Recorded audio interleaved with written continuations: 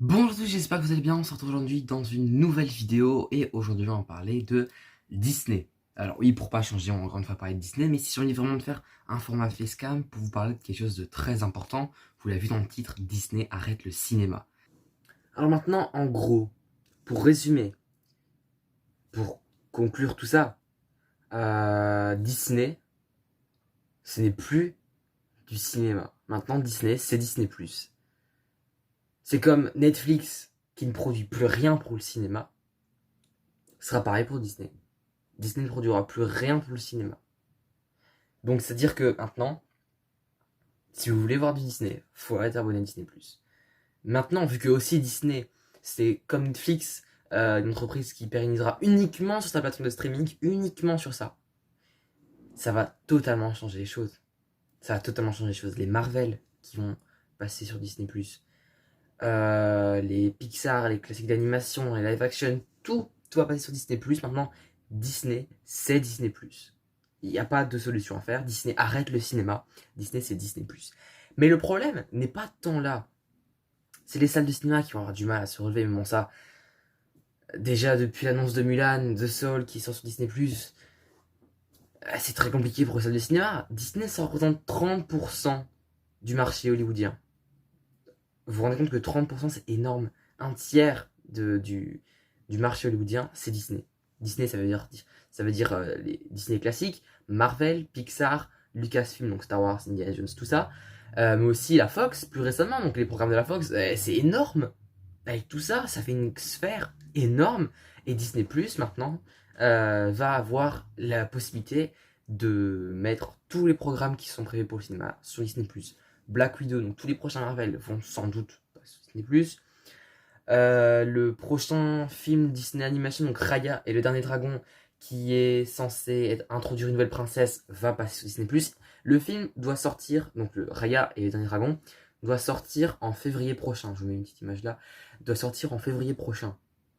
Vous voyez vraiment Disney sortir en février prochain, sachant que le 25 décembre sort Soul sur Disney+. Vous voyez vraiment Disney prendre leur nouvelle licence, entre guillemets, qu'ils espèrent évidemment bien pérenniser aussi, et la risquer au cinéma alors qu'ils ont un capital tout près, Disney+. C'est comme si, en gros, vous prenez un ballon de baudruche, et ce ballon de baudruche représente le film Raya, et vous avez le choix entre soit le poser sur un tapis rempli de clous, vous n'êtes pas sûr s'il va exploser, ou s'il va pas exploser, on verra bien. Ou alors vous le posez sur un coussin d'ouate, un coussin avec plein de plumes, bien moelleux, vous êtes sûr que ça va pas exploser, et que va être bien enveloppé et bien au chaud le film. C'est la pareille comparaison. Le tas de clous, c'est le cinéma, et le tas de watts, c'est Disney+. Ils ont presque pas d'autre choix. Et en voyant ça, Disney, c'est quand même, je vous l'ai dit, hein, c'est un tiers du marché hollywoodien. Les autres studios de la Warner, Paramount, Sony, comment ils vont réagir à ça? Parce qu'ils avaient déjà du mal à programmer leurs films. On le voit avec Tenet. Tenet est un désastre économique. Tenet, c'est un gouffre financier, pas possible pour la Warner. Donc, comment vont réagir ces sociétés maintenant, puisque Disney, qui est quand même la plus grosse société de production de cinéma au monde, je le répète, fait désormais que du streaming. Disney, les studios Disney, ce sont des studios de streaming maintenant. Comment vont réagir ces autres sociétés, sachant qu'ils avaient déjà du mal, hein, sans Disney, sans gros blockbuster, de faire revenir les gens en salle. Là, maintenant que Disney cesse ses opérations au cinéma, ça va être tellement compliqué pour eux. On va sans doute avoir des plateformes de streaming qui vont émerger de partout. Les abonnements, ça va popper partout comme ça. Notamment déjà Disney, qui représente notamment la plateforme Disney+, qu'on connaît tous. Hulu aux États-Unis, qui en gros, c'est la plateforme de la Fox. Il y a beaucoup de programmes Fox, certains programmes Marvel exclusifs, d'autres programmes en fait. Hulu, c'est une sorte de Netflix, mais qui appartient à Disney, avec des programmes de la Fox. Voilà, en quelque sorte, c'est ça.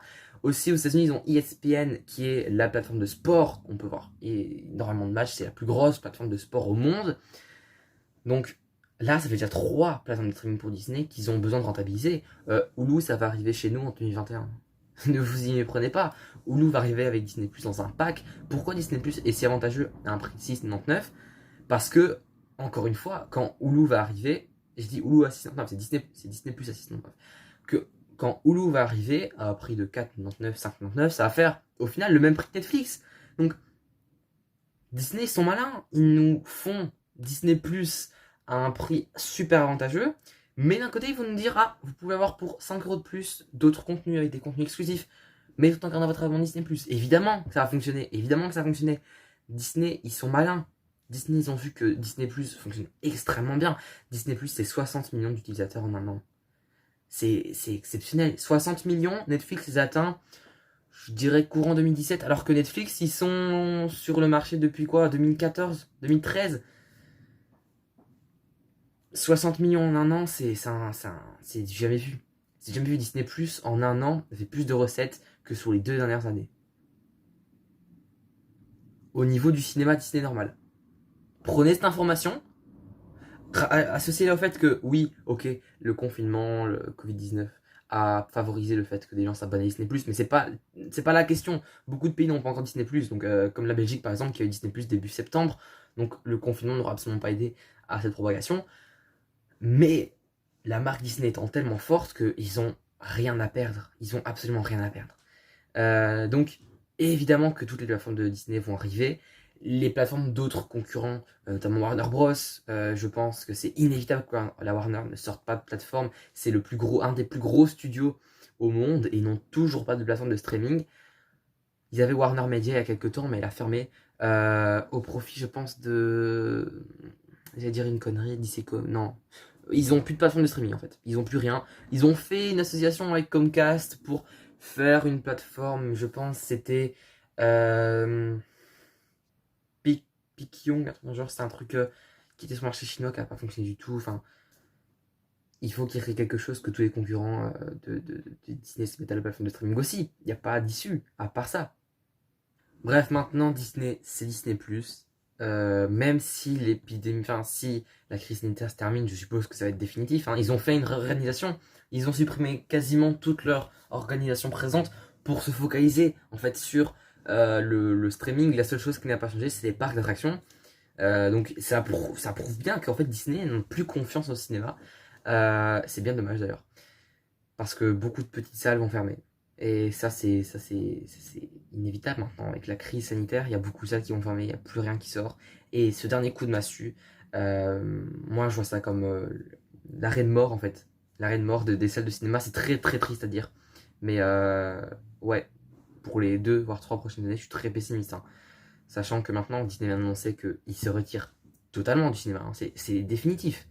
C'est définitif. Il sortira totalement, c'est Disney Plus maintenant.